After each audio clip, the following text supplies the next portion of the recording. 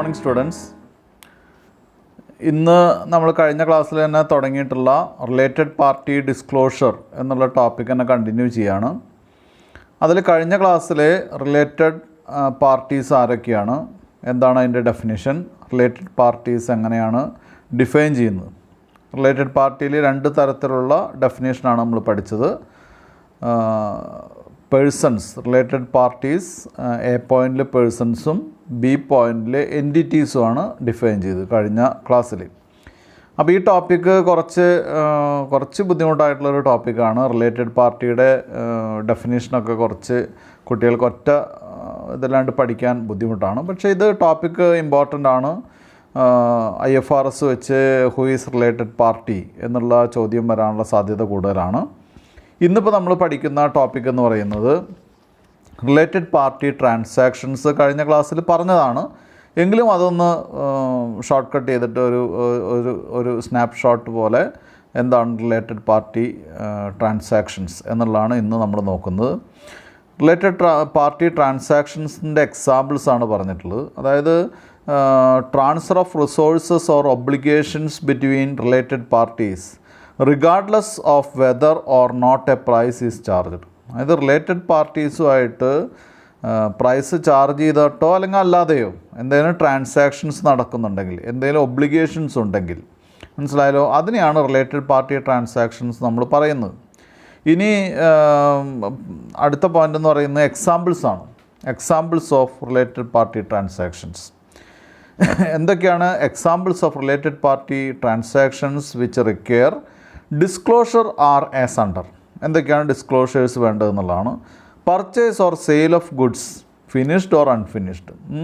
ഏതെങ്കിലും പർച്ചേസോ സെയിൽസോ നടക്കുകയാണെങ്കിൽ അത് ഫിനിഷ്ഡ് ഗുഡ്സിൻ്റെയോ അൺഫിനിഷ്ഡ് ഗുഡ്സിൻ്റെയോ സെയിൽസോ പർച്ചേസോ നടക്കുകയാണെങ്കിൽ, purchase and sale of property and other assets, പ്രോപ്പർട്ടിയും മറ്റ് അസറ്റ്സിൻ്റെയും പർച്ചേസും സെയിലും വരികയാണെങ്കിൽ, rendering or receiving of services, render ചെയ്യുക അല്ലെങ്കിൽ എന്താണ് റിസീവ് ചെയ്യുക, അത്തരം കാര്യങ്ങൾ.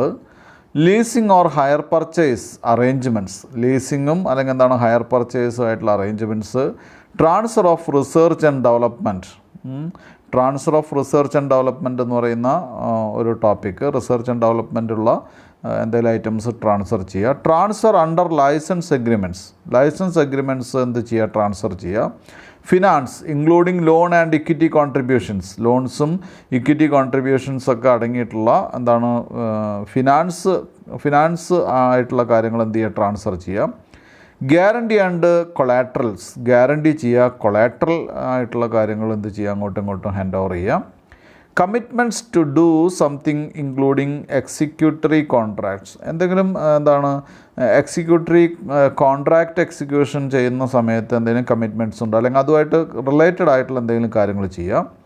Settlement of liabilities on behalf of the entity or by entity on behalf of that related party. ഒന്നുകിൽ എന്താണ് നമ്മുടെ എൻറ്റിറ്റി അല്ലെങ്കിൽ എന്താണ് റിപ്പോർട്ടിംഗ് എൻറ്റിറ്റി റിലേറ്റഡ് എൻറ്റിറ്റി ആയിട്ടുള്ള എന്തെങ്കിലും ലയബിലിറ്റീസ് സെറ്റിൽമെൻറ്റ് നടത്തുക, അല്ലെങ്കിൽ തിരിച്ച് നമ്മുടെ എന്താണ് റിപ്പോർട്ടിംഗ് എൻറ്റിറ്റിക്ക് വേണ്ടി റിലേറ്റഡ് എൻറ്റിറ്റി എന്തെങ്കിലും സെറ്റിൽമെൻറ്റ് നടത്തുക. ഇത് രണ്ടും ആണെങ്കിലും അത് ഡിസ്ക്ലോഷറിനെ വിധേയമാക്കേണ്ടതാണ്.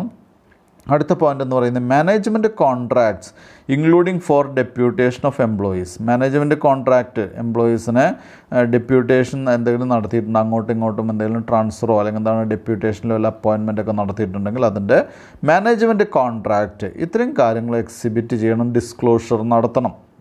ഇത്ര നേരത്തെ പറഞ്ഞ കാര്യങ്ങളൊക്കെ എന്താണ് ഒരു ഡിസ്ക്ലോഷർ റിക്വയർമെൻ്റ് ആയിട്ട് നമുക്ക് ഉപയോഗിക്കാൻ പറ്റുന്നതാണ്. അടുത്തത് ചില ഇല്ലസ്ട്രേഷൻസ് ആണ്. എന്താണ് ഇത്രയും നേരം പറഞ്ഞതിൽ നിന്ന് ഞാൻ കഴിഞ്ഞ ക്ലാസ്സിൽ വിശദമായിട്ട് തന്നെ നമ്മൾ ഡിസ്കസ് ചെയ്തതാണ് who is A disclosure party. അപ്പോൾ അതിലെ ഡിസ്ക്ലോഷർ പാർട്ടി ആരൊക്കെയാണെന്ന് പറഞ്ഞത് കുട്ടികൾക്ക് വേണമെങ്കിൽ ഒന്ന് മറച്ചു നോക്കാം. 2 പേജ് മുൻപിലാണ്, പേജ് നമ്പർ 292 അവിടെ പറഞ്ഞിട്ടുള്ളത് റിലേറ്റഡ് പാർട്ടി എന്ന് പറയുന്നത് A related party is A person or entity എന്നാണ് പറഞ്ഞിട്ടുള്ളത്. ഒരു റിലേറ്റഡ് പാർട്ടി ഒന്നുകിൽ പേഴ്സൺ ആവാം അല്ലെങ്കിൽ എൻറ്റിറ്റി ആവാം. പേഴ്സൺ ആവണമെങ്കിൽ അവിടെ ഒരു 3 കണ്ടീഷൻ പറഞ്ഞിട്ടുണ്ട്, വളരെ സിമ്പിളായിട്ട്. ഒന്ന്, he has a person has control or joint control of the reporting entity. Reporting എൻറ്റിറ്റിയെ കൺട്രോൾ ചെയ്യുന്നു അല്ലെങ്കിൽ ജോയിൻറ്റ് കൺട്രോൾ ചെയ്യുന്നതായിട്ടുള്ള ഒരു വ്യക്തി. Has significant influence over the reporting entity. Reporting എൻറ്റിറ്റിയിൽ സിഗ്നിഫിക്കൻ്റ് ഇൻഫ്ലുവൻസ് ഉള്ളൊരു വ്യക്തി. സിഗ്നിഫിക്കൻ്റ് ഇൻഫ്ലുവൻസ് എന്ന് പറഞ്ഞാൽ ഒരു മേജർ 25% ഒക്കെ അല്ലെങ്കിൽ മേജർ, അതിൻ്റെ എക്സ്പ്ലനേഷൻ ആ റെക്കോർഡിലുണ്ടെന്നാണ് പറഞ്ഞിട്ടുള്ളത് അക്കൗണ്ടിങ് സ്റ്റാൻഡേർഡ്സിൻ്റെ. നമുക്കിവിടെ ഡിസ്ക്ലോസ് ചെയ്തിട്ടില്ല. അപ്പോൾ സിഗ്നിഫിക്കൻ്റ് ഇൻഫ്ലുവൻസ് ഉള്ളൊരു വ്യക്തി, അതും അല്ലെങ്കിൽ എന്താണ് ഇവരുടെ എന്താണ് is a member of key management personnel, ഒരു കീ മാനേജ്മെൻറ്റ് പേഴ്സണലിലെ മെമ്പർ ആയിരിക്കുക. ഈ 3 കണ്ടീഷനിലുള്ള ഈ 3 എന്താണ് ഐറ്റംസും അല്ലെങ്കിൽ എന്താണ് കണ്ടീഷൻസും സാറ്റിസ്ഫൈ ചെയ്തിട്ടുള്ളൊരു വ്യക്തി എന്നെ നമുക്ക് റിലേറ്റഡ് പാർട്ടി, റിലേറ്റഡ് പേഴ്സൺ എന്ന് പറയാം. ഇനി റിലേറ്റഡ് എൻറ്റിറ്റി ഉണ്ട്. എൻറ്റിറ്റിയിൽ പറയുന്നത് തന്നെയാണ് എന്താണ് മെമ്പേഴ്സ് ഓഫ് സെയിം ഗ്രൂപ്പ്, ഒരു ഗ്രൂപ്പിലെ മെമ്പേഴ്സ് ആവുക, റിലേറ്റഡ് എൻറ്റിറ്റിയും അതുപോലെ തന്നെ റിപ്പോർട്ടിംഗ് എൻറ്റിറ്റിയും. അങ്ങനെയുള്ള കാര്യങ്ങൾ കഴിഞ്ഞ ക്ലാസ്സിൽ പഠിച്ചതാണ്. ഇനിയിപ്പോൾ ഈ ക്ലാസ്സിൽ എന്ത് ചെയ്യുന്നു, എക്സാമ്പിൾ 1, അതായത് പേജ് നമ്പർ 297 എന്താണ് എക്സാമ്പിൾ 1 ഞാൻ വായിക്കാം. Question: Mr X and his close family members have investment in A limited. എക്സിനും അതുപോലെ തന്നെ എക്സിൻ്റെ ക്ലോസ് ഫാമിലി മെമ്പേഴ്സിനും, അതാരാണ് നമ്മളോട് പറഞ്ഞിട്ടില്ല, പക്ഷേ മെമ്പേഴ്സിന് എല്ലാവർക്കും തന്നെ എ ലിമിറ്റഡിൽ ഒരു ഫിക്സഡ് ഇൻവെസ്റ്റ്മെൻറ്റ് അല്ലെങ്കിൽ എന്താണ് നല്ല ഇൻവെസ്റ്റ്മെൻറ്റ് ഉണ്ടെന്ന് പറയും. നല്ല ഇൻവെസ്റ്റ്മെൻറ്റ് ഉണ്ട്. And B limited, A limited മാത്രമല്ല ബി ലിമിറ്റഡിലുണ്ട്. Together they hold and B limited together they hold 51% of the equity share capital of A limited. മനസ്സിലായല്ലോ? അവർ ഒന്നിച്ച് 51% ഷെയർ ക്യാപിറ്റലാണ് എ ലിമിറ്റഡിൻ്റെ അവരുടെ കയ്യിലുള്ളത്. അപ്പോൾ എ ലിമിറ്റഡ് എന്ന് പറയുന്നത് തീർച്ചയായിട്ടും എ ലിമിറ്റഡിനെ സംബന്ധിച്ച് മിസ്റ്റർ എക്സും അദ്ദേഹത്തിൻ്റെ ഫാമിലി മെമ്പേഴ്സും എന്ന് പറയുന്നത് എന്താണ് ഒരു റിലേറ്റഡ് പാർട്ടിയാണ്, അതിൽ സംശയമില്ല. And have joint control over B limited. മാത്രമല്ല അവർക്കെല്ലാവർക്കും കൂടി ജോയിൻറ്റ് കൺട്രോൾ ഉണ്ട് ഇവിടെ ബി ലിമിറ്റഡിൽ. അപ്പോൾ 2 കാര്യമാണ് ഇവിടെ പറഞ്ഞിട്ടുള്ളത്. എക്സിനും അദ്ദേഹത്തിൻ്റെ ഫാമിലിക്കും എ ലിമിറ്റഡിൽ ഇൻവെസ്റ്റ്മെൻ്റ് ഉണ്ട്, ബി ലിമിറ്റഡിലും ഇൻവെസ്റ്റ്മെൻ്റ് ഉണ്ട്. അതുപോലെ തന്നെ എന്താണ് അവരെ ഒന്നിച്ച് ആ എക്സിൻ്റെയും ഫാമിലിയും together they hold 51% of equity share capital of A limited and have joint control over B limited. അപ്പോൾ എക്സിനെ സംബന്ധിച്ചിടത്തോളം മിസ്റ്റർ എക്സിനും ഫാമിലി മെമ്പേഴ്സിനും സംബന്ധിച്ചിടത്തോളം എ ലിമിറ്റഡ് എന്ന് പറയുന്നതിൽ ഒരു എന്താണ് 51 സിഗ്നിഫിക്കൻറ്റ് ഷെയർ അവരുടെ കയ്യിലാണ്. ബി ലിമിറ്റഡിനെ സംബന്ധിച്ച് എന്താണ് ജോയിൻറ്റ് കൺട്രോൾ അവരുടെ കയ്യിലാണ്. മനസ്സിലായല്ലോ? ഇനി നമുക്ക് നമ്മളോട് ചോദിച്ചിട്ടുള്ളൊരു കണ്ടീഷൻ, ഇതിൽ ശരിക്കും പറഞ്ഞാൽ ക്വസ്റ്റ്യൻ ഇല്ല. ക്വസ്റ്റ്യൻ ഇതാണ്, എ ലിമിറ്റഡിനെ സംബന്ധിച്ചും ബി ലിമിറ്റഡിനെ സംബന്ധിച്ചും ഇവർ റിലേറ്റഡ് പാർട്ടി ആണോ എന്നുള്ളതാണ്. അപ്പോൾ എ ലിമിറ്റഡിൻ്റെ കാര്യം എടുത്ത് നോക്കാം നമുക്ക്. എ ലിമിറ്റഡിൻ്റെ കാര്യത്തിൽ ആദ്യം എഴുതിയിട്ടുള്ള കോളം ശ്രദ്ധിക്കുക. സൊല്യൂഷനിൽ ആദ്യം എഴുതിയിട്ടുള്ള Mr X and his close family മെമ്പേഴ്സാണ് അല്ലേ. Mr X and his family members status ചോദിക്കുകയാണെങ്കിൽ നമുക്ക് നിസ്സംശയം പറയാൻ പറ്റും എന്താണ് റിലേറ്റഡ് പാർട്ടിയാണ്. കാരണം എന്താ, എക്സ് ആൻഡ് ഫാമിലിക്ക് എ ലിമിറ്റഡിൻ്റെ 51% ഷെയർ ഹോൾഡിങ്സ് അവരുടെ കയ്യിലാണ് അല്ലേ. അപ്പോൾ സ്റ്റാറ്റസ് ഉണ്ട്. ഇനി അടുത്ത കോളം റെഫറൻസ് ആണ്. റെഫറൻസിൽ പറഞ്ഞിട്ടുള്ളത് കുട്ടികൾ നോക്കുക, 9A സബ് ഡിവിഷൻ 1 ആണ് പറഞ്ഞിട്ടുള്ളത്. 9 സബ്സെക്ഷൻ A സബ് ഡിവിഷൻ 1 എന്നുള്ള രീതിയിലാണ് പറഞ്ഞിട്ടുള്ളത്. അപ്പോൾ അത് കുട്ടികൾ എന്ത് ചെയ്യുക, ഇവിടെ നോക്കിയാൽ മതി. ഇവിടെ കിട്ടുക എത്രയാണ്, ആ 292 ഒരു ഹെഡിങ് ഉണ്ട്, definition of related party and related party transactions. അതിൽ എ എന്ന് പറയുന്ന സ്മോൾ ലെറ്റർ എ എന്ന് പറയുന്നതിൽ ഒന്നാമത്തെ പോയിൻ്റാണ് എന്താണ്, has control or joint control of the reporting entity. അതായത് എക്സിനും ഫാമിലിക്കും കൺട്രോള് ഉണ്ടായിരിക്കാം അല്ലെങ്കിൽ ജോയിൻറ്റ് കൺട്രോൾ ഉണ്ടായിരിക്കാം എന്നുള്ളതാണ് നമ്മളോട് പറഞ്ഞിട്ടുള്ളത്. അപ്പോൾ അതിൻ്റെ അർത്ഥം കൺട്രോൾ ഉണ്ട്. കാരണം എന്താ, ജോയിൻ്റ്ലി എത്രയാണ് 51% ആണ് അവരുടെ കയ്യിൽ. അപ്പോൾ കൺട്രോളിങ് കപ്പാസിറ്റി തന്നെയാണ്. റീസൺ പറഞ്ഞിട്ടുള്ളത് കൺട്രോളിങ് ഫാമിലിയാണ്. ആ ഫാമിലി ഒന്നിച്ച് കൺട്രോൾ ചെയ്യുന്നു. അപ്പോൾ നിങ്ങൾക്ക് എക്സാമിനേഷൻ വരുമ്പോൾ ഈ റെഫറൻസ് 9A സബ് പോയിൻ്റ് 1 എന്നൊന്നും എഴുതണമെന്നില്ല. പക്ഷേ കുട്ടികൾ എന്ത് ചെയ്യണം, റിലേറ്റഡ് പാർട്ടിയാണോ, on what basis, on what reasons, അത് എഴുതണം കൃത്യമായിട്ട് കേട്ടോ. അപ്പോൾ റിലേറ്റഡ് പാർട്ടി ആരാണെന്നുള്ളത് കൃത്യമായിട്ട് പറയണം. ഇപ്പോൾ ഏറ്റവും സിമ്പിളായിട്ട് നമുക്ക് എങ്ങനെ പറയാൻ പറ്റുക, ഇപ്പോൾ ഈ ടെക്സ്റ്റ് വായിച്ച് നമുക്കൊരു അതിൻ്റെ ഒരു എസൻസ് എടുക്കുകയാണെങ്കിൽ ഒരു റിലേറ്റഡ് പാർട്ടി ആരാണെന്ന് വെച്ചാൽ നമ്മൾ എന്ത് പറയും, റിലേറ്റഡ് പാർട്ടി വ്യക്തികളോ കമ്പനികളോ ആവാം. വ്യക്തികൾ കമ്പനി ആവണമെങ്കിൽ എന്താണ്, എ പേഴ്സൺ മേ ബി എന്താണ്, അയാൾ ഒരു റിലേറ്റഡ് പാർട്ടി ആയിരിക്കാം അല്ലേ. എങ്ങനെയാണെങ്കിൽ അദ്ദേഹത്തിന് ഒരു എന്താണ്, ഒരു കൺട്രോളിങ് പവർ ഉണ്ടായിരിക്കുക 2 ഒരു സിഗ്നിഫിക്കൻ്റ് ഇൻഫ്ലുവൻസ് ഉണ്ടായിരിക്കുക, 3 അദ്ദേഹം ഒരു കീ മാനേജ്മെൻറ്റ് പേഴ്സണലിൽ മെമ്പറാവുക, അതായത് അവരുടെ കീ പൊസിഷൻസിൽ ഉള്ള എംപ്ലോയീസിൽ ഒരാളാവുക, ഡയറക്ടർ പോലെയുള്ള എംപ്ലോയീസിൽ ഒരാളാവുക, അല്ലെങ്കിൽ മെമ്പേഴ്സിൽ കീ മാനേജ്മെൻറ്റ് പേഴ്സണൽസ്, നമ്മൾ ഡയറക്ടർ എന്ന് പറയുന്നില്ല, എംപ്ലോയീസ് എന്ന് പറയുന്നില്ല, കീ മാനേജ്മെൻറ്റ് പേഴ്സണൽസിൽ ഒരാളായിരിക്കുക. ഈ 3 കണ്ടീഷൻസിൽ ഏതെങ്കിലും ഒന്ന് സാറ്റിസ്ഫൈ ചെയ്താൽ അവിടെ റിലേറ്റഡ് പാർട്ടി ആയിരിക്കും. പേഴ്സൺ എന്ന് പറയുന്ന ആൾ റിലേറ്റഡ് പാർട്ടി ആയിരിക്കും. അടുത്ത എൻറ്റിറ്റിയാണ്. എൻറ്റിറ്റി എന്ന് പറയുന്ന ഒരു ഗ്രൂപ്പ് ഓഫ് കമ്പനീസിൽ മെമ്പർ ആയിരിക്കുക, അല്ലേ? അതാണല്ലോ കഴിഞ്ഞ ക്ലാസ്സിൽ പറഞ്ഞ ഗ്രൂപ്പ് ഓഫ് കമ്പനീസിൽ മെമ്പർ ആയിരിക്കുക. അതുപോലെ തന്നെ എന്താണ്, ഒരു അസോസിയേറ്റോ ജോയിൻറ്റ് വെഞ്ചറോ ഒക്കെ ആയിരിക്കുക. ഇതിനെന്താണ് ജോയിൻറ്റ് വെഞ്ചർ ആക്കുക എന്ന് പറഞ്ഞാൽ ഒരു ഗ്രൂപ്പിൽ അതിലൊരു മെമ്പർ ആവുക, ഗ്രൂപ്പ് ആയിരിക്കണം കേട്ടോ. Joint venture of A member of A group, അതിൽ ഒരു മെമ്പർ ആയിരിക്കുക. അതുപോലെ തന്നെ എന്താണ്, ജോയിൻറ്റ് വെഞ്ചേഴ്സ് ഒരു തേർഡ് പാർട്ടിയുടെ ജോയിൻറ്റ് വെഞ്ചേഴ്സ് ആയിരിക്കും ഇവർ. ഇപ്പോൾ എ ലിമിറ്റഡിൻ്റെ ജോയിൻറ്റ് വെഞ്ചേഴ്സ് ആയിട്ട് ബിയും സിയും ഉണ്ടെങ്കിൽ ബിയും സിയും അങ്ങനെ വേണമെങ്കിൽ പറയാം. അങ്ങനെയുള്ള പിന്നെ അതുപോലെ തന്നെ പോസ്റ്റ് എംപ്ലോയ്മെൻറ്റ് ബെനിഫിറ്റ് വരെയുള്ള പോയിൻ്റാണ് എൻറ്റിറ്റിയുടെ പറയുന്നത്. പിന്നെ പറയുന്നത് നമ്മുടെ പേഴ്സൺസ്, നേരത്തെ പറഞ്ഞ 3 കണ്ടീഷനില്ലേ, പേഴ്സൺ റിലേറ്റഡ് പാർട്ടി ആവാൻ പറഞ്ഞിട്ടുള്ള 3 കണ്ടീഷൻ, ആ കണ്ടീഷൻസിലുള്ള വ്യക്തികളുടെ കമ്പനികളുമായിട്ട് എന്താണ് അസോസിയേറ്റ് ചെയ്യുകയോ ജോയിൻറ്റ് വെഞ്ചർ ചെയ്യുകയോ ഒക്കെ ചെയ്യുകയാണെങ്കിൽ അവരെയും പറയും. അപ്പോൾ ഇത്തരം ക്വസ്റ്റ്യൻസ് വന്നു കഴിഞ്ഞാൽ കുട്ടികൾ എഴുതേണ്ടത് റിലേറ്റഡ് പാർട്ടിയാണോ അല്ലയോ എന്ന് കൃത്യമായിട്ട് എഴുതണം, അതിൻ്റെ റീസൺ എഴുതണം. ഇനി എ ലിമിറ്റഡിനെ സംബന്ധിച്ച് ബി ലിമിറ്റഡ് എന്ന് പറയുന്നത് റിലേറ്റഡ് പാർട്ടിയാണ്. ബി ലിമിറ്റഡും റിലേറ്റഡ് പാർട്ടിയാണ്. റെഫറൻസ് എന്ന് പറയുന്നത് 9B6 ആണ് പറഞ്ഞിട്ടുള്ളത്. അപ്പോൾ കുട്ടികൾ വീണ്ടും എന്ത് ചെയ്യുക, ആ 292 പേജ് എടുക്കുക. അതിൽ എ പോയിൻറ്റിൽ നമ്മളിവിടെ പറഞ്ഞിട്ടുള്ളത് എ പോയിൻ്റ് അല്ല ബി ആണ് പറഞ്ഞിട്ടുള്ളത്, അല്ലേ? 9B6 ആണ് എടുത്തിട്ടുള്ളത്. അപ്പോൾ 293 പേജ് നമ്പർ 293 ബിയിൽ 6th പോയിൻ്റ് നോക്കാം.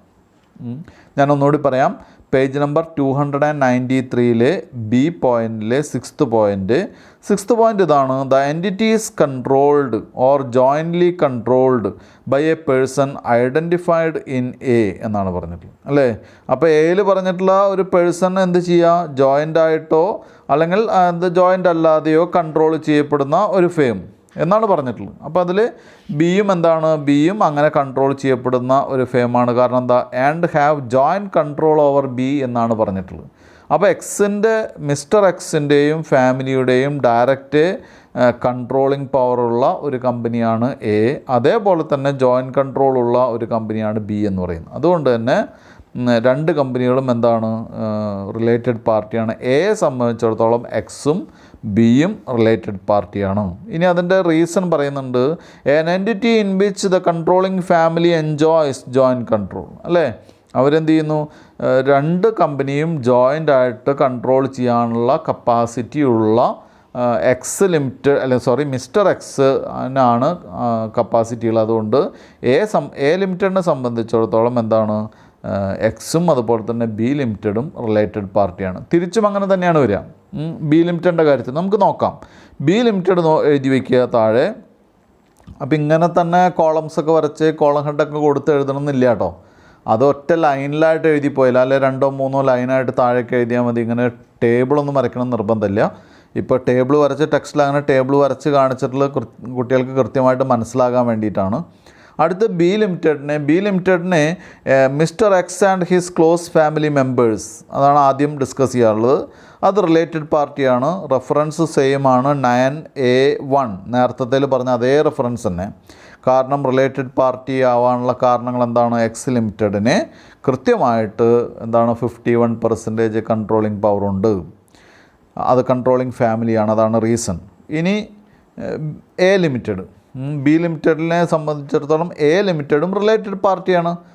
കാരണം നേരത്തെ ബി ലിമിറ്റഡിൻ്റെ കാര്യത്തിൽ അല്ലെങ്കിൽ എ ലിമിറ്റഡിന് ബി ലിമിറ്റഡിലുള്ള അതേ റീസൺ തന്നെയാണ് ബി ലിമിറ്റഡിന് എ ലിമിറ്റഡിനുള്ളത്. കാരണം എന്താ, ജോയിൻറ്റ് കൺട്രോളിങ് പവർ ഉണ്ട് എക്സ് എന്ന് പറയുന്ന പേഴ്സണ്. എയിലും ബിയിലും ജോയിൻറ്റ് കൺട്രോൾ ഉണ്ട്. അതുകൊണ്ട് ഇവർ പരസ്പരവും ഓരോ കമ്പനികൾക്ക് എക്സ് റിലേറ്റഡ് പാർട്ടിയാണ്. അതുപോലെ തന്നെ എ കമ്പനിക്ക് ബി റിലേറ്റഡ് പാർട്ടിയാണ്, ബി കമ്പനിക്ക് എ റിലേറ്റഡ് പാർട്ടിയാണ് കേട്ടോ. അപ്പോൾ ഇതൊരു ഒരു എക്സ്പീരിയൻസ് നടത്താനുള്ള ഒരു ക്വസ്റ്റ്യൻ തന്നെയാണ്. അടുത്ത ക്വസ്റ്റ്യൻ, എന്ന് പറയുന്നത് 298 ഇല്ലസ്ട്രേഷൻ 2 ആണ് കേട്ടോ. 298 എക്സാമ്പിൾ 2 ആണ്. ക്വസ്റ്റ്യൻ ഞാൻ വായിക്കുക, ഏറെക്കുറെ അതേപോലത്തെ ക്വസ്റ്റ്യൻ തന്നെയാണ്. Mr X and his close family members have investments in A limited. Mr എക്സിനും അതുപോലെ തന്നെ അദ്ദേഹത്തിൻ്റെ ക്ലോസ് ഫാമിലി മെമ്പേഴ്സിനും എ ലിമിറ്റഡിൽ ഇൻവെസ്റ്റ്മെൻ്റ് ഉണ്ട്. ആൻഡ് ബി ലിമിറ്റഡിലും ഉണ്ട്. Together they hold 20% of the share capital of A limited. അവരെന്ത് ചെയ്യുന്നു? അവരൊന്നിച്ച്, അതായത് എക്സ് ലിമിറ്റഡിൻ്റെ ഫാമിലി മെമ്പേഴ്സിന് ഒന്നിച്ച് together they hold 20% of share capital of A limited എന്നാണ്. അവർക്ക് ഒന്നിച്ച് 20% ഷെയർ ക്യാപിറ്റൽ ഉണ്ട് എ ലിമിറ്റഡിൻ്റെ. 20% എന്ന് പറയുന്നത് സിഗ്നിഫിക്കൻ്റ് ആണോ നമുക്ക് നോക്കേണ്ടി വരും കേട്ടോ. A limited and 51% of shares in B limited. B ലിമിറ്റഡിൻ്റെ എത്രയാണ്? 51% ഷെയർസാണ് ബി ലിമിറ്റഡിൽ അവരുടെ കയ്യിലുള്ളത്. അപ്പോൾ ആദ്യം നമുക്ക് എ ലിമിറ്റഡിൽ നോക്കാം. എ ലിമിറ്റഡിൽ എക്സ് എന്ന് പറയുന്ന റിലേറ്റഡ് പാർട്ടിയാണ്, മനസ്സിലായോ? റിലേറ്റഡ് പാർട്ടിയാണ്. അപ്പോൾ റിലേറ്റഡ് പാർട്ടിക്ക് 20% ഇൻഫ്ലുവൻസ് എന്ന് പറഞ്ഞാൽ ജസ്റ്റ് എന്താണ്? എന്താണ്? Significant influence. അപ്പോൾ അതിൻ്റെ റെഫറൻസ് ഏതാണ്? 9A2.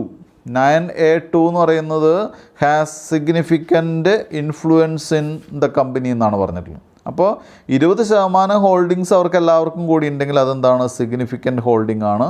അപ്പോൾ അത് എന്താണ്? റിലേറ്റഡ് പാർട്ടിയാണ് എന്നാണ് പറയുന്നത്. ഇനി ബി ലിമിറ്റഡ് എ ലിമിറ്റഡിൻ്റെ ഒരു റിലേറ്റഡ് പാർട്ടിയല്ല. അതായത് എക്സിനും അദ്ദേഹത്തിൻ്റെ ഫാമിലിക്കും എ ലിമിറ്റഡിൽ എന്താണ്? കൃത്യമായിട്ടുള്ള സിഗ്നിഫിക്കൻ്റ് ഇൻഫ്ലുവൻസ് ഉണ്ട്.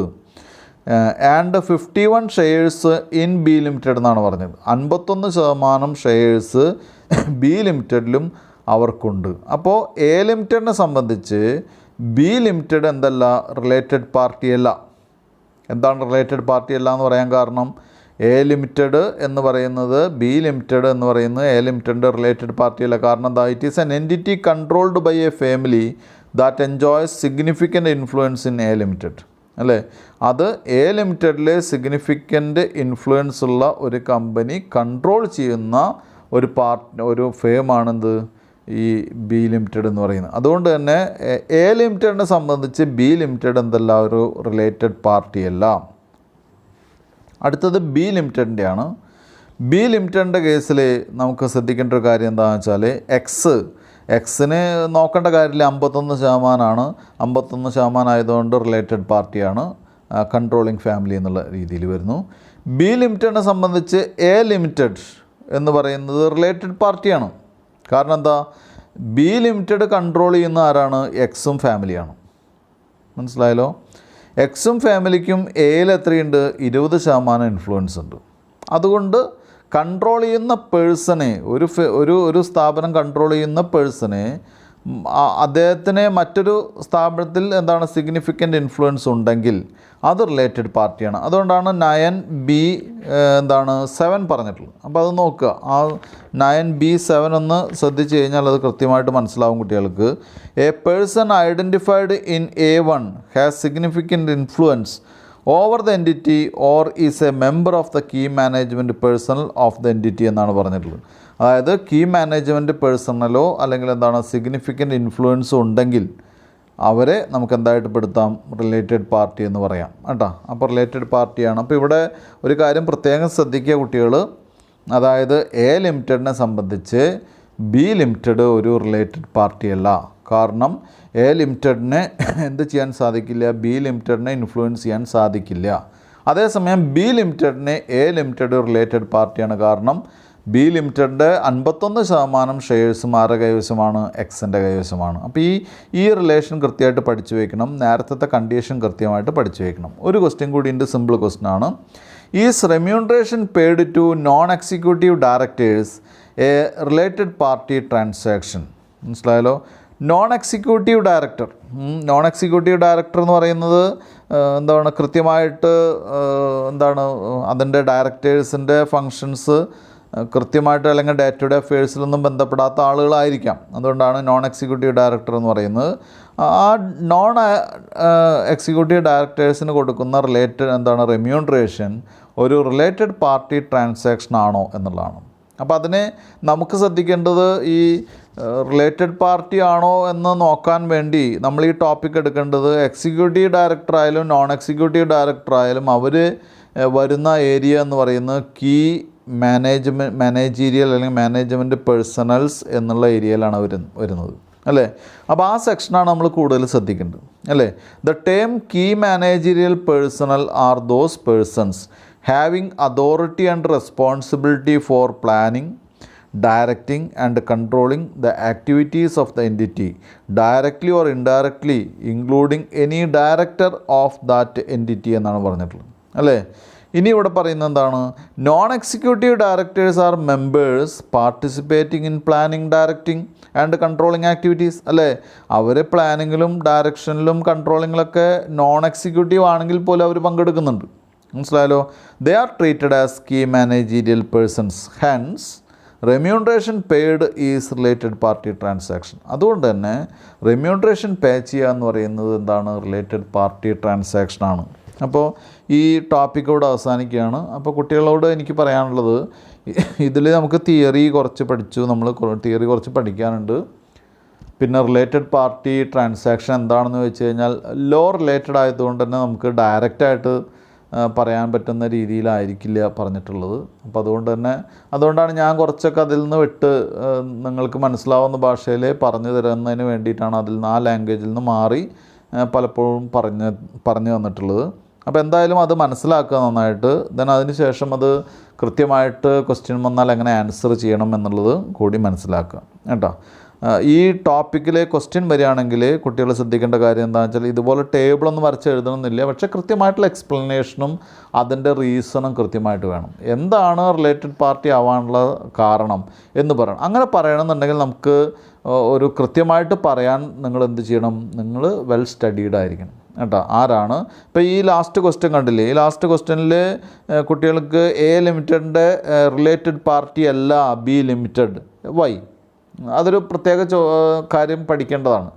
പറയുമ്പോൾ നമുക്ക് രണ്ടും ഒരുപോലെ തോന്നും, പക്ഷെ അങ്ങനെയല്ല, അത് വ്യത്യസ്തമാണ്. അപ്പോൾ അത് എന്താണ് അതിൻ്റെ റീസൺ എന്നുള്ളത് കുട്ടികൾ നോക്കണം, കൃത്യമായിട്ട് നോക്കി പഠിക്കണം. അടുത്ത ഹെഡ് എന്ന് പറയുന്നത് accounting policies, changes in accounting estimates and errors, Indian accounting standard 8. Indian accounting standard 8 ആണ്. ഇതിൽ ഡിസ്കസ് ചെയ്യുന്നത് അക്കൗണ്ടിങ് പോളിസീസിനെ സംബന്ധിച്ചുള്ള കാര്യങ്ങൾ, changes in accounting estimates and errors എന്നാണ് പറഞ്ഞിട്ടുള്ളത്. 3 കാര്യങ്ങളാണ് പറഞ്ഞിട്ടുള്ളത്. ഒന്ന് accounting policy. Accounting policy Indian accounting സ്റ്റാൻഡേർഡിൽ പറഞ്ഞിട്ടുള്ള അക്കൗണ്ടിങ് പോളിസീസിൻ്റെ ബേസ് എന്ന് പറയുന്നത് അക്കൗണ്ടിങ് സ്റ്റാൻഡേർഡ്സിൽ പറഞ്ഞിട്ടുള്ള എല്ലാ കാര്യത്തിനും. അപ്പോൾ നമ്മൾ പറയില്ല Indian accounting standard AS2, that is inventory. ഇൻവെൻ്ററിയിൽ നമുക്ക് ഡയറക്റ്റ് ചെയ്യേണ്ട ഒരു സ്റ്റാൻഡേർഡ് എന്ന് പറയുന്നത് ഇന്ത്യൻ അക്കൗണ്ടിങ് സ്റ്റാൻഡേർഡ് 2 അനുസരിച്ചിട്ടുള്ള അക്കൗണ്ടിങ് പോളിസി മാത്രമേ നമുക്ക് ഇംപ്ലിമെൻറ്റ് ചെയ്യാൻ സാധിക്കുള്ളൂ. മനസ്സിലായി? അവിടെ വേറെ ക്വസ്റ്റ്യൻ ഇല്ല.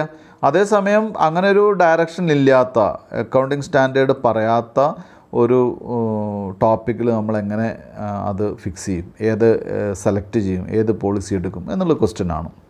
അടുത്തത് ചേഞ്ചസ് ഇൻ അക്കൗണ്ടിങ് എസ്റ്റിമേറ്റ്. പല കാര്യത്തിൽ എസ്റ്റിമേറ്റ്സ് വേണ്ടി വരും. അക്കൗണ്ടിങ്ങിൽ എസ്റ്റിമേറ്റ്സ് എന്ന് പറയുന്നത് നമുക്ക് ഒരിക്കലും ഒഴിവാക്കാൻ പറ്റില്ല. ഫോർ എക്സാമ്പിൾ ബാഡ് ഡെപ്റ്റ്, അതുപോലെ ബാഡ് ഡെപ്റ്റ് എന്ന് വെച്ചാൽ പ്രൊവിഷൻ ഫോർ ബാഡ് ഡെപ്റ്റ്, അതുപോലെ തന്നെ ക്ലോസിംഗ് സ്റ്റോക്കിൻ്റെ വാല്യുവേഷൻ്റെ സമയത്ത്, അങ്ങനെ പല സമയത്തും നമുക്ക് വലിയ രീതിയിൽ എസ്റ്റിമേഷൻസിനെ നമുക്ക് ഡിപ്പെൻഡ് ചെയ്യേണ്ടി വരും.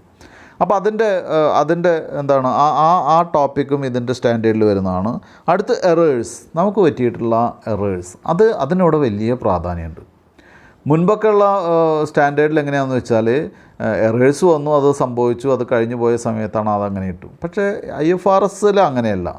IFRSൽ നമുക്ക് വരുന്ന എറേഴ്സിനെ നമുക്ക് റെക്ടിഫൈ ചെയ്യാനും റെട്രോസ്പെക്റ്റീവായിട്ട് അതിനെ ക്ലിയർ ചെയ്യാനൊക്കെ ഉള്ള ഒരു സംവിധാനമുള്ള ഒരു അക്കൗണ്ടിങ് ടോപ്പിക്കാണ്, അക്കൗണ്ടിങ് സ്റ്റാൻഡേർഡാണ് എന്തെന്ന് പറയുന്നത് IFRS എന്ന് പറയുന്നത്. അപ്പോൾ എന്തൊക്കെയാണെന്ന് നോക്കാം നമുക്ക്. ആദ്യം നമുക്ക് accounting policies, changes in accounting estimates and errors, Indian accounting standard 8ൻ്റെ ഒബ്ജക്റ്റീവ്സ് എന്തൊക്കെയാണെന്ന് നോക്കാം.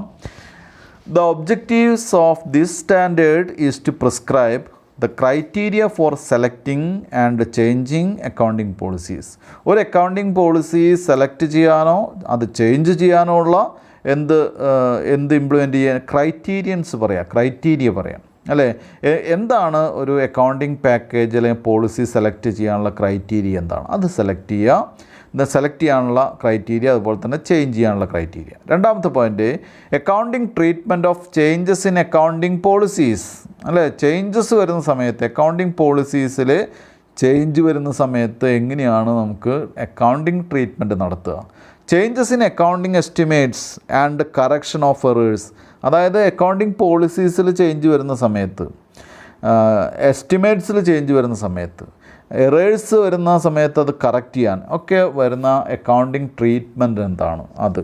3, disclosure of these items, that is എന്താണ്, ഡിസ്ക്ലോസ് ചെയ്യുക.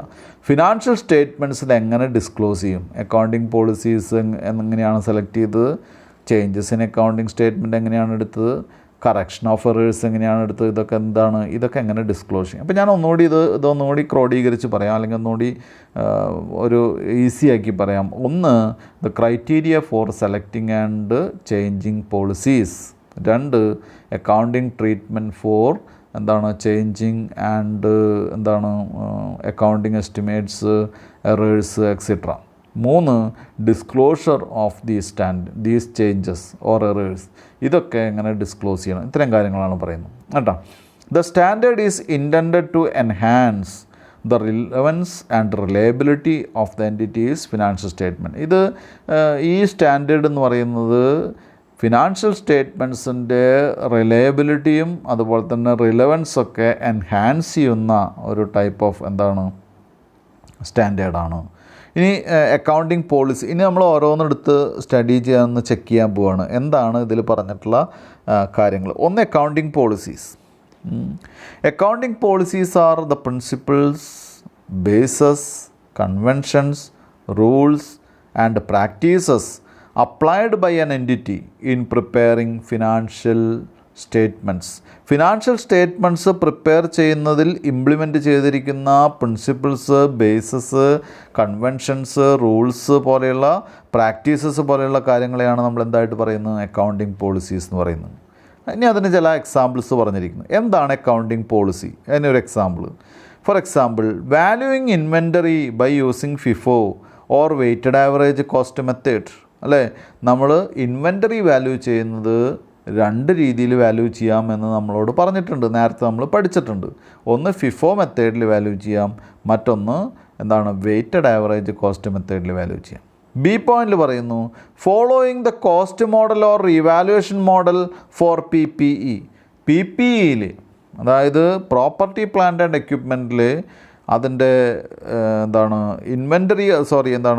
സ്റ്റോക്ക് വാല്യൂ അല്ലെങ്കിൽ PPEയുടെ കണ്ടിന്യൂഷൻ ഇവാലുവേഷൻ, അതല്ലെങ്കിൽ നമുക്ക് പറയാം അതിൻ്റെ മെഷർമെൻറ്റ് ആഫ്റ്റർ ഇനീഷ്യൽ റെക്കഗ്നിഷന് ശേഷമുള്ള മെഷർമെൻറ്റ് എങ്ങനെയാണ്, 2 രീതിയിലാണത് റെക്കഗ്നൈസ് ചെയ്യുന്നത് അല്ലെങ്കിൽ മെഷർമെൻറ്റ് നടത്തുന്നത്. ഒന്ന് കോസ്റ്റ് മോഡലും മറ്റൊന്ന് റീവാലുവേഷൻ മോഡലും. ഇതിനെയൊക്കെയാണ് നമ്മൾ എന്തായിട്ട് പറയുന്നത്, അക്കൗണ്ടിങ് പോളിസീസ് എന്ന് പറയുന്നത് കേട്ടോ. This standard provides guidance in selection and application of the accounting policies. ഈ സ്റ്റാൻഡേർഡിൽ എന്ത് ചെയ്യുന്നു, നമുക്കൊരു ഗൈഡൻസ് തരുന്നു.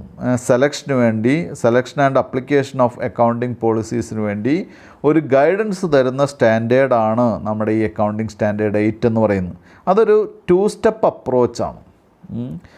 2 സ്റ്റെപ്പ് അപ്രോച്ചിലാണ് ഇവർ ഗൈഡൻസ് തരുന്നത്. ഒന്നാമത്തെ അപ്രോച്ച് എന്ന് പറയുന്നത് requires that when an Indian accounting standard specifically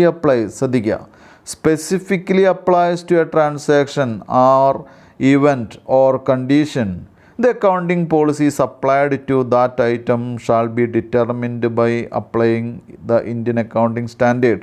കുട്ടികൾക്ക് മനസ്സിലായിട്ടുണ്ടാവും. ഇല്ലെങ്കിൽ ഞാൻ ഒന്ന് തിരിച്ചു പറയാം.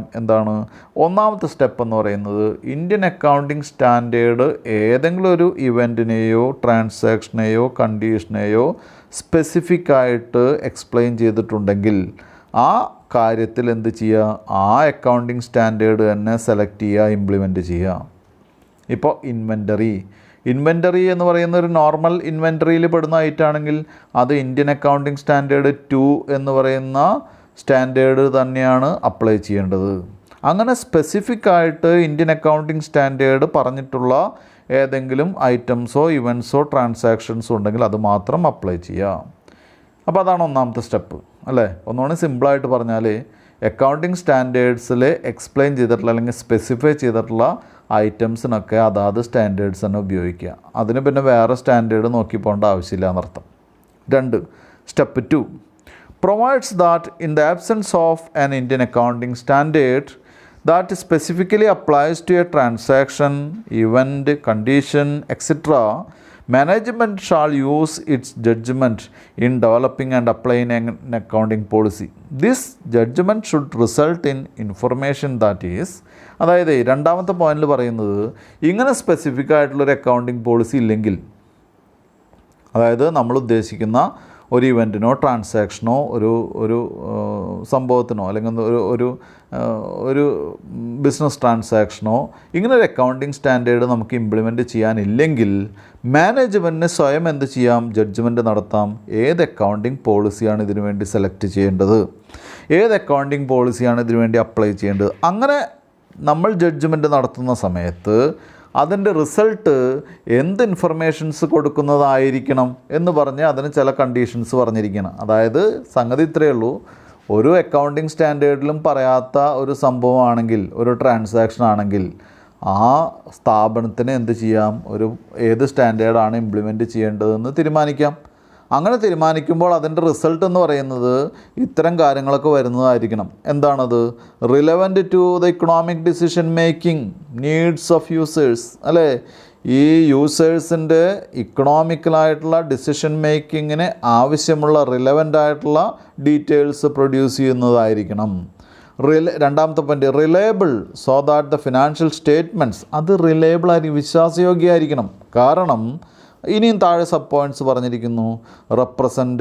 Financial statement represent faithfully the financial position, financial performance and cash flows of the entity. എന്താ കാരണം എന്ന് വെച്ചാൽ ഫിനാൻഷ്യൽ സ്റ്റേറ്റ്മെൻറ്റ് എന്ത് റെപ്രസെൻറ്റ് ചെയ്യുന്നു? ഫെയ്ത്ത്ഫുള്ളി റെപ്രസെൻറ്റ് ചെയ്യുന്നു. എന്താണ്? Financial position, financial performance and cash flows of the entity. രണ്ടാമത്തെ പോയിൻ്റ് എന്താണ്? റിലയബിൾ ആയിരിക്കണമെന്ന് പറയുന്നതിൻ്റെ കാരണം reflect the economic substance of transaction, other events and conditions and not merely the legal form. അതൊരു legal form അല്ലാതെ എന്താണ്? Economic substance of transaction, other events and condition, ഇതൊക്കെ കൃത്യമായിട്ട് എന്ത് ചെയ്യണം? റിഫ്ലക്റ്റ് ചെയ്യുന്ന ഒരു ഡോക്യുമെൻ്റ് ആയിരിക്കണം, ഒരു പോളിസി ആയിരിക്കണം. Are neutral, free from bias. നമ്മൾ തിരഞ്ഞെടുക്കുന്ന അക്കൗണ്ടിങ് പോളിസിയുടെ റിസൾട്ട് എന്ന് പറയുന്നത് ഫ്രീ ഫ്രം ബയാസ് ആയിരിക്കണം, മുൻവിധികളില്ലാത്തതായിരിക്കണം, അത് ന്യൂട്രൽ ആയിരിക്കണം. അതായത് എന്താണ് ഒരു എന്താ പറയുക, മറ്റ് മുൻവിധികളില്ലാതെ ന്യൂട്രലായിട്ട് പോകുന്ന ഒരു റെപ്രസെൻറ്റേഷൻ ആയിരിക്കണം. Are complete in all material respect, എല്ലാ മെറ്റീരിയൽ റെസ്പെക്ട്സിലും അത് കംപ്ലീറ്റ് ആയിരിക്കണം. എല്ലാ റെപ്രസെൻറ്റേഷനും അവിടെ ഉണ്ടായിരിക്കണം. ഒരു പോരായ്മകളും ഉണ്ടാകുന്ന ഒരു സ്റ്റേറ്റ്മെൻ്റ് ആയിരിക്കരുത്. ഇനി അടുത്ത പാരഗ്രാഫ് പറയുന്നത് users of financial statements need to be able to compare. ഈ യൂസേഴ്സിന് എന്ത് ചെയ്യണം? അവർക്ക് കമ്പാരിസൺ ചെയ്യാൻ സാധിക്കണം. Able to compare the financial statements of an entity over time അല്ലേ. കുറച്ച് നാളുകളിൽ എന്താണ് ഒരു ഇക്കണോമിക് എൻറ്റിറ്റിയോ അല്ലെങ്കിൽ എന്താണ് ആ എൻറ്റിറ്റിയെ കൃത്യമായിട്ട് ഇവാലുവേറ്റ് ചെയ്യാൻ പറ്റുന്ന കമ്പയറബിൾ ആയിട്ടുള്ളൊരു ഡോക്യുമെൻ്റ് ആയിരിക്കണം. കൃത്യമായിട്ടുള്ള ക്യാഷ് ഫ്ലോ പെർഫോമൻസ് ഒക്കെ അവർക്ക് അസസ് ചെയ്യാൻ സാധിക്കണം. അതുപോലെ തന്നെ ഓരോ പീരീഡിലുള്ള പോളിസീസിൽ മാറ്റം വരാൻ പാടില്ല. അവർ കൃത്യമായിട്ട് അത് ഇവാലുവേറ്റ് ചെയ്യാൻ, കമ്പയർ ചെയ്യാൻ വേണ്ടി ഒരു ചേഞ്ച് വരാൻ അല്ലെങ്കിൽ ചേഞ്ച് വരുത്താൻ പാടില്ലാത്ത ടൈപ്പ് ഒരു ഇംപ്ലിമെൻറ്റേഷൻ ആയിരിക്കും നമ്മൾ നടത്തേണ്ടത്. An entity shall select and apply accounting policy consistently for similar transactions അല്ലേ, സിമിലർ ട്രാൻസാക്ഷൻസ്, ഇവൻറ്റ്സ്, കണ്ടീഷൻസ്. അതായത് കൃത്യമായിട്ട് എന്താണ് കൺസിസ്റ്റൻ്റ് ആയിരിക്കണം ഇവർ അക്കൗണ്ടിങ് പോളിസീസ്. കാറ്റഗറൈസേഷൻ കൃത്യമായിട്ട് നടത്തിയിരിക്കണം അല്ലേ, അപ്രോപ്രിയേറ്റ് പോളിസീസ് ആയിരിക്കണം. എങ്കിൽ മാത്രമാണ് അവർക്ക് യൂസേഴ്സിന് കൃത്യമായിട്ട് ഓരോ പോളിസിയിലും കൃത്യമായിട്ട് ഇത് ഇവാലുവേറ്റ് ചെയ്യാൻ സാധിക്കുള്ളൂ. അപ്പോൾ ഇതാണ് അക്കൗണ്ടിങ് പോളിസീസിൻ്റെ കേസിൽ നമ്മൾ പറഞ്ഞത്. അപ്പോൾ നമ്മളിപ്പോൾ പറഞ്ഞു നിർത്തിയ ടോപ്പിക് എന്ന് പറയുന്നത് അക്കൗണ്ടിങ് പോളിസീസ് എങ്ങനെ സെലക്ട് ചെയ്യും, അതെങ്ങനെ ഇംപ്ലിമെൻറ്റ് ചെയ്യും എന്നൊക്കെയാണ്. അതിൽ ഇത്രയധികം കുറേ പോയിൻറ്റ്സ് നമ്മൾ പറഞ്ഞാലും കുട്ടികൾ മനസ്സിലാക്കേണ്ട കാര്യം, there are mainly two steps to select an accounting policy. അതിൽ ഫസ്റ്റ് സ്റ്റെപ്പ് എന്ന് പറയുന്നത് ഇതാണ്, ഏതെങ്കിലും ഒരു അക്കൗണ്ടിങ് സ്റ്റാൻഡേർഡ് സ്പെസിഫിക് ആയിട്ടൊരു ഇവൻറ്റോ ട്രാൻസാക്ഷനോ ഐറ്റംസോ പറഞ്ഞിട്ടുണ്ടെങ്കിൽ ആ അക്കൗണ്ടിങ് സ്റ്റാൻഡേർഡ് തന്നെ അതിനു വേണ്ടി യൂസ് ചെയ്യുക, ആ അക്കൗണ്ടിങ് പോളിസി അത് തന്നെ യൂസ് ചെയ്യുക.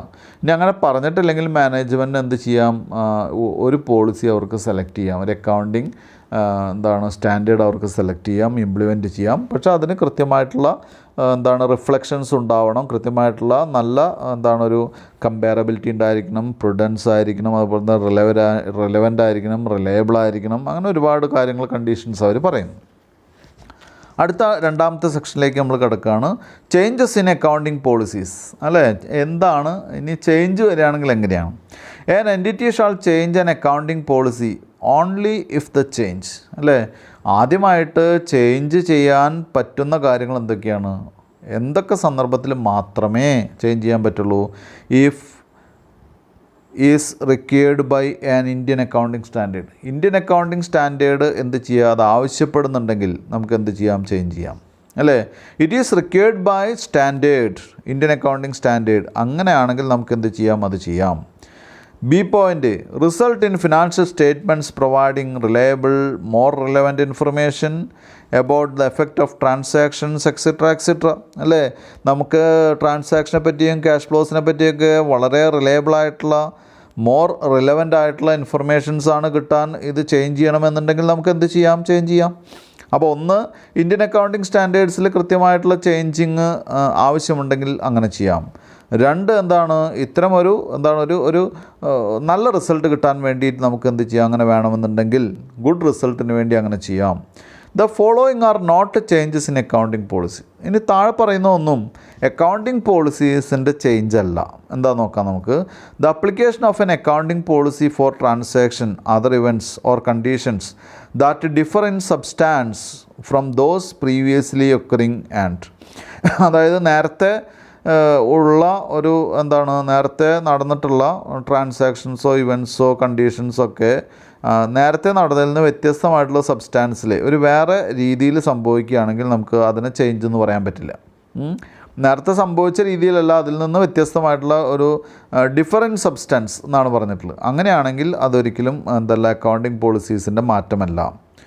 രണ്ട്, B point, an application of a new accounting policy for transaction, other events, conditions etcetera that did not occur previously or were immaterial. അതായത് നേരത്തെ സംഭവിക്കാത്തൊരു ട്രാൻസാക്ഷൻ, നേരത്തെ സംഭവിക്കാത്തൊരു ഇവൻറ്റ്, നേരത്തെ വരാത്തൊരു കണ്ടീഷൻ, അതിന് നമ്മൾ എന്ത് ചെയ്യുന്നു, ഒരു പുതിയ അക്കൗണ്ടിങ് പോളിസി കൊണ്ടുവരികയാണെങ്കിൽ അത് പുതിയ അക്കൗണ്ടിങ് പോളിസി അല്ലെങ്കിൽ പഴയ അക്കൗണ്ടിങ് പോളിസി ചേഞ്ച് ചെയ്തതല്ല, അല്ലെങ്കിൽ അത് ഇമ്മെറ്റീരിയലാണ്, അത് കണക്കിലെടുക്കേണ്ട ആവശ്യമില്ല കേട്ടോ. When it is impracticable for an entity to apply new accounting policy retrospectively. അതായത് ഈ റെട്രോസ്പെക്റ്റീവ്ലി എന്നൊക്കെ പറയുമ്പോൾ കുട്ടികൾ മനസ്സിലാക്കേണ്ടത് IFRS ടേമാണ്. റെട്രോസ്പെക്റ്റീവിൻ്റെ പ്രത്യേകത എന്താണെന്ന് വെച്ചാൽ IFRSൽ പല ട്രാൻസാക്ഷൻസും പല എറേഴ്സും റെട്രോസ്പെക്റ്റീവ്ലി റെക്ടിഫൈ ചെയ്യാൻ പറ്റും. അതായത് മുൻകാല പ്രാബല്യത്തോടു കൂടി റെക്ടിഫൈ ചെയ്യാൻ സാധിക്കും അല്ലേ. അങ്ങനെ ആ മുൻകാല പ്രാബല്യത്തോടു കൂടി നമുക്ക് എന്ത് ചെയ്യാൻ പറ്റില്ലായിരിക്കാം, അതാണ് ഇവിടെ പറയുന്നത്. ചില കേസുകളിൽ അത് ഇംപ്രാക്ടിക്കബിളാണ്. എന്താ കാരണം, റെട്രോസ്പെക്റ്റീവ്ലി അഡ്ജസ്റ്റ് ചെയ്യാൻ പറ്റുമായിരിക്കില്ല. Because it cannot determine the cumulative effect of applying the policy to all prior periods. കാരണം കുറേ വർഷങ്ങളായിട്ട് ചെയ്തു വരുന്ന കാര്യമാണ്. അതിൻ്റെ കുമുലേറ്റീവ് എഫക്റ്റ് നമുക്ക് ഒരിക്കലും എന്ത് ചെയ്യാൻ സാധിക്കില്ല, ഒരിക്കലും നല്ല, ചിലപ്പോൾ സാധിച്ചു എന്ന് വരില്ല. ചില കാര്യത്തിലൊക്കെ സാധിക്കാം, നമുക്കിപ്പോൾ ഡിപ്രീസിയേഷൻ്റെ കാര്യത്തിലൊക്കെ അത് പറ്റും. റെട്രോസ്പെക്റ്റീവ് എഫക്റ്റൊക്കെ കൊണ്ടുവരാൻ പറ്റും. അത് സിമ്പിളായിട്ട് പറ്റും. അത് IFRS നമുക്ക് പഠിക്കാനുമുണ്ട്. അപ്പോൾ അതല്ലാത്ത കാര്യത്തിൽ അത് പഠിക്കാൻ അല്ലെങ്കിൽ ചെയ്യാൻ സാധിക്കില്ല. അത്തരം ചെയ്യാൻ സാധിക്കാത്ത സന്ദർഭത്തിൽ എന്ത് ചെയ്യുക, അത്തരം കാര്യത്തിൽ അത് എന്താണ് പ്രോസ്പെക്റ്റീവ് എഫക്റ്റിൽ, അതായത് എന്നാണോ തുടങ്ങുന്നത് അന്നത്തെ ഡേറ്റിൽ പ്രോസ്പെക്റ്റീവ്ലി അത് എന്ത് ചെയ്യുക, അഡ്ജസ്റ്റ് ചെയ്യുക. ഇനി it therefore disregards the portion of the cumulative adjustment to assets, liabilities and equity arising before that date. അതുകൊണ്ട് തന്നെ എന്താണ്, അത് ഡിസ്റിഗാർഡ് ചെയ്യാം. എന്താണ്, മുമ്പത്തെ കുമുലേറ്റീവ് എഫക്റ്റ് വേണ്ടാന്ന് വയ്ക്കാം കേട്ടോ, അത്രയേ ഉള്ളൂ.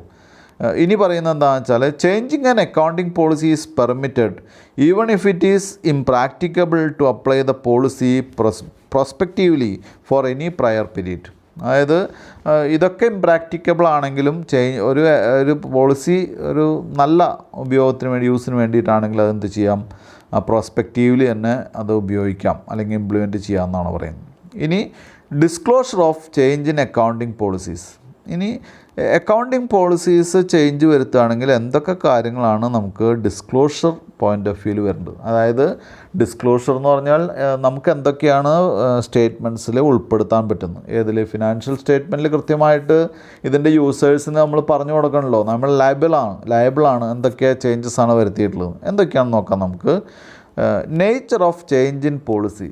ഈ ചേഞ്ച് ഇൻ പോളിസിയുടെ നേച്ചർ എന്താണ് മനസ്സിലായത്? നമ്മൾ പോളിസി ചേഞ്ച് ചെയ്തിട്ടുള്ള അതിൻ്റെ നേച്ചർ എന്താണ്.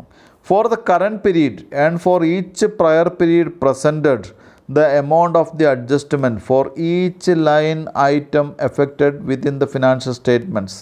മനസ്സിലായല്ലോ?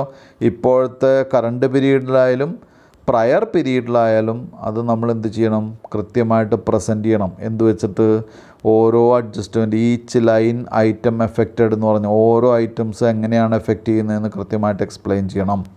മൂന്നാമത്തെ point, the amount for the adjustment relating to periods before those presented.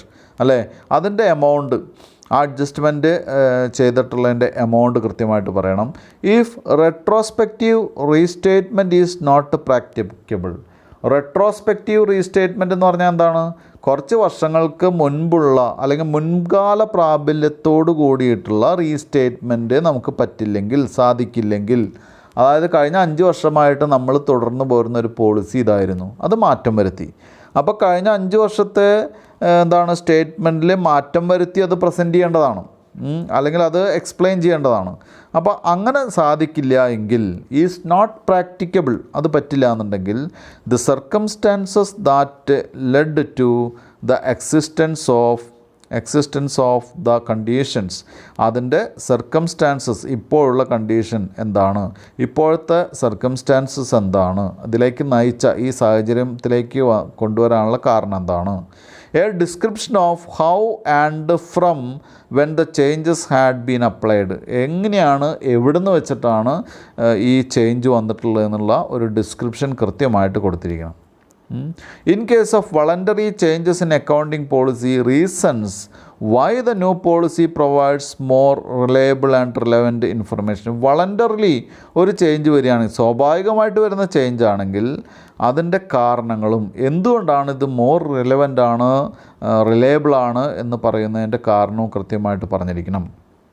When an entity has not applied a new Indian standard that has been issued but not yet effective should disclose. അതായത് ഒരു എഫക്റ്റീവായിട്ടുള്ള Indian accounting standard എഫക്റ്റീവാണെന്ന് നമുക്ക് അറിഞ്ഞിട്ട് പോലും നമ്മളത് എന്തുകൊണ്ട് implement ചെയ്തിട്ടില്ല, അത് കൃത്യമായിട്ട് അങ്ങനെ ഒരു കണ്ടീഷൻ ഉണ്ടാവുകയാണെങ്കിൽ അവരെന്തൊക്കെ ഡിസ്ക്ലോസ് ചെയ്യണം.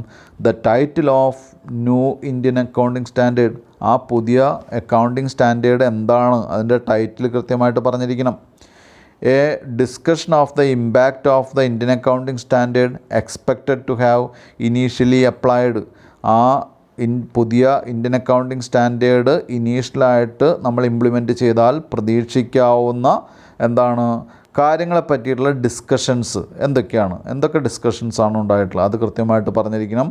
The date on which it plans to apply the Indian accounting standard. നമ്മൾ ഇത് ഇന്ത്യൻ അക്കൗണ്ടിങ് സ്റ്റാൻഡേർഡ് അപ്ലൈ ചെയ്യുന്ന ഡേറ്റ് എന്നാണ്, അത് കൃത്യമായിട്ട് എന്ത് ചെയ്തിരിക്കണം, പറഞ്ഞിരിക്കണം. ഇത്രയാണ് നമുക്ക് ഈ ക്ലാസ്സിൽ എടുക്കാനുള്ളത്. ഇനി അക്കൗണ്ടിങ് എസ്റ്റിമേറ്റ്സ് ആണ്. അതായത് 3 കാര്യങ്ങളാണല്ലോ ഈ എന്താണ് ഇന്ത്യൻ അക്കൗണ്ടിങ് സ്റ്റാൻഡേർഡ് 8 നമ്മൾ പറഞ്ഞത്. Accounting policies, changes in accounting estimates, അതുപോലെ തന്നെ എറേഴ്സ് എന്നുള്ള കാര്യമാണല്ലോ. അപ്പോൾ അതിൽ അക്കൗണ്ടിങ് പോളിസീസ് പറഞ്ഞു, ചേഞ്ചസ് ഇൻ അക്കൗണ്ടിങ് പോളിസീസ് പറഞ്ഞു. ഇനി നമുക്ക് അക്കൗണ്ടിങ് എസ്റ്റിമേറ്റ്സും അക്കൗണ്ടിങ് എറേഴ്സാണ് എടുക്കാനുള്ളത്. അപ്പോൾ അക്കൗണ്ടിങ് എറേഴ്സ് എസ്റ്റിമേറ്റ്സ് ഒക്കെ നമുക്ക് അടുത്ത ക്ലാസ്സിലേക്കാണ് എടുക്കാൻ സാധിക്കുന്നത്. ഈ ക്ലാസ്സിൻ്റെ സമയം ഏറെക്കുറെ അവസാനിച്ചിരിക്കുകയാണ്. അപ്പോൾ ഇന്നത്തെ ക്ലാസ് ഞാൻ ഇവിടെ നിർത്തുകയാണ്. എല്ലാവർക്കും താങ്ക് യു.